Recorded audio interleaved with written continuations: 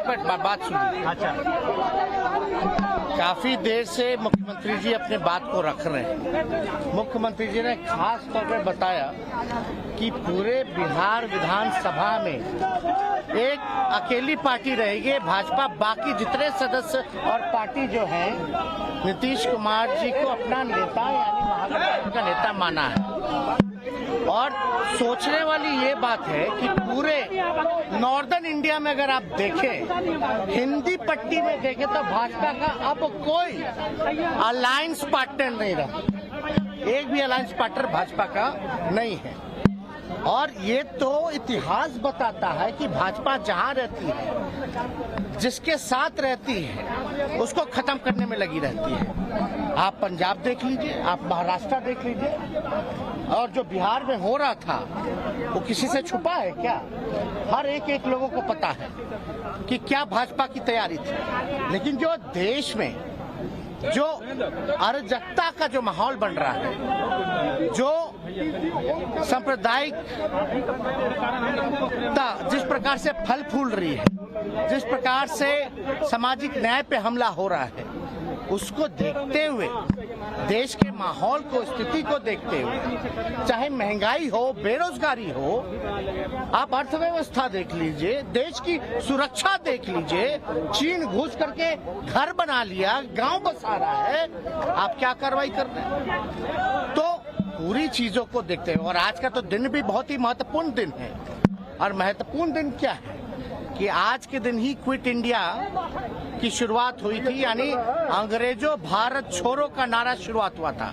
तो आज बिहार ने एक बार फिर से दिखा दिया है, देश को संदेश दिया है, टोटल देश के जितने विपक्ष हैं उनको संदेश दिया है, एक दिशा दिखाने का काम किया है कि जो मजबूती के साथ जनता के सवाल को लेकर के लड़ता है, वो मजबूती के साथ जो है जनता के साथ जो खड़ा रहता है, वो को जनता जो है पूरी तरीके से स्वीकार करती है और जनता विकल्प चाहती है। आप देख लीजिए, बिहार को विशेष राज्य का दर्जा नहीं मिला। माननीय मुख्यमंत्री जी ने अपना काम किया, कई प्लेटफॉर्म पे इन्होंने प्रधानमंत्री जी के सामने पटना यूनिवर्सिटी की मांग की, लेकिन मान लीजिए पटना यूनिवर्सिटी को उसका दर्जा नहीं मिला अब तक। विशेष पैकेज का क्या हुआ? तो कहीं ना कहीं से हर एक तरीके से बीजेपी ने एक षड्यंत्र के तौर पे, तो ये बीजेपी जो करता है उसका एजेंडा फिक्स है। और जेपी नड्डा जी, ये जो लोकतंत्र की जननी है, यहाँ आकर के बोलते कि क्षेत्रीय पार्टियों को खत्म करेंगे, समाप्त करेंगे। तो इसका मतलब क्या है? यानी विपक्ष को समाप्त करेंगे। विपक्ष को समाप्त करेंगे मतलब लोकतंत्र को समाप्त करेंगे। यानी लोकतंत्र की जननी में आकर के आप लोकतंत्र को चुनौती दे रहे हैं, ये बिहार के लोग नहीं सहेंगे। ये हमारा दायित्व है सबसे पहले देश के संविधान को बचाना। और हम तो नीतीश कुमार जी को धन्यवाद देते कि इन्होंने एक फिर से एक बार जो है लीडर निर्णय लेने का काम किया। आप बीजेपी का तो एक ही काम है, डराओ, जो डरता है उसको डराओ और जो बिकता है उसको खरीदो। पूरे देश में क्या हो रहा है आपको नहीं पता, अभी झारखंड में क्या हो रहा है नहीं पता, महाराष्ट्र में क्या हुआ नहीं पता। तो इसलिए सभी लोगों ने आज हमारे यहाँ 5 दलों की बैठक हुई महागठबंधन की, और हमको जिम्मेवारी दी गई निर्णय लेने की। तो हमने यही बोला कि मुख्यमंत्री जी अगर कोई निर्णय लेते हैं उसके बाद हम अपना निर्णय लेंगे। इन्होंने निर्णय लिया बिहार के हित में, नेशनल इंटरेस्ट में, लोकतंत्र बचाने के लिए, संविधान बचाने के लिए, अमन चैन गंगा जमुना तहजीब बचाने के लिए। तो इसलिए, और हम लोग तो समाजवादी लोग हैं, हमारे पुरखों की जो विरासत है वो कोई और ले जाएगा क्या? ये हमारे पास रहेगा। तो इसलिए माननीय मुख्यमंत्री जी को धन्यवाद देते हैं। हम अपने पार्टी के राष्ट्रीय अध्यक्ष आदरणीय लालू जी को धन्यवाद देते हैं कि बीमार अवस्था में भी जो है, जो उनका भी जो निर्णय है, क्योंकि राष्ट्रीय अध्यक्ष है, उनके पास जब प्रस्ताव गया तो उनसे जब हम लोगों ने बात की, पार्टी के लोगों ने बात की, क्योंकि हर एक लोग, बिहार की जनता, हमारे पार्टी के वर्कर, हमारे पार्टी के विधायक, सब लोग चाहते थे कि जो किसी भी तरीके से भाजपा का जो एजेंडा है उसको बिहार में नहीं चलने देना है।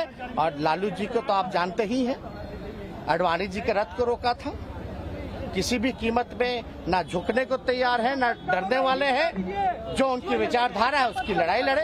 तो इसलिए हम पुनः मुख्यमंत्री जी को अरे भाई, हम लोग चाचा भतीजा लोग हैं, लड़े भी हैं, आरोप भी लगाए हैं, लेकिन हम लोग तो समाजवादी लोग हैं ना।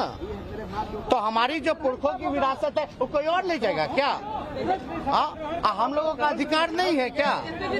तो हर घर में लड़ाई होती है, हर भाई में बकझक होती है, तो उस पर ध्यान नहीं देना। अभी समय क्या है, समय क्या था? 2024 के लिए नीतीश कुमार के प्रधानमंत्री पद के अच्छे उम्मीदवार आपको दिख रहे हैं? देखिए, मुख्यमंत्री जी ने तो देखिए, जब हम लोगों ने जाति जनगणना के बारे में बात की, थोड़ी सी भी देरी नहीं लगाई, और दो बार जो है उस समय तो भाजपा के लोग ही जो है पूरी तरीके से अध्यक्ष थे उस समय के विधानसभा के चौधरी विजय चौधरी जी, इनके ही अध्यक्षता में 2 बार पारित हुआ। तो उस समय भी आप बीजेपी का रोल देख रहे थे क्या था? यानी जो नेशनल इंटरेस्ट का जो एजेंडा था उसमें भी कितने, इनका तो मूड क्लियर था। तो क्या पीएम मटेरियल आपको दिख रहा है? पीएम के लिए आपके दावेदार मानते हैं? आप एक बात समझ लीजिए, ये सवाल हम मुख्यमंत्री जी पे छोड़, हमको इस पे कोई टिप्पा टिप्पणी नहीं करना है। लेकिन आप इतना तो आप जानते हैं कि सबसे देश में अगर सबसे कोई अनुभवी मुख्यमंत्री है तो नीतीश कुमार जी है, सबसे अनुभवी, परिपक्व, और काम तो किया ही है, ऐसा कोई इनकार नहीं सकता।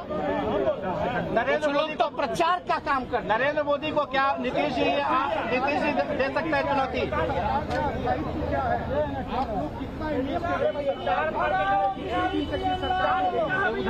बिना इंटरेस्ट के, और ये कोई अपना इंटरेस्ट नहीं है, ये बिहार का इंटरेस्ट है, बिहार के नौजवानों का इंटरेस्ट है।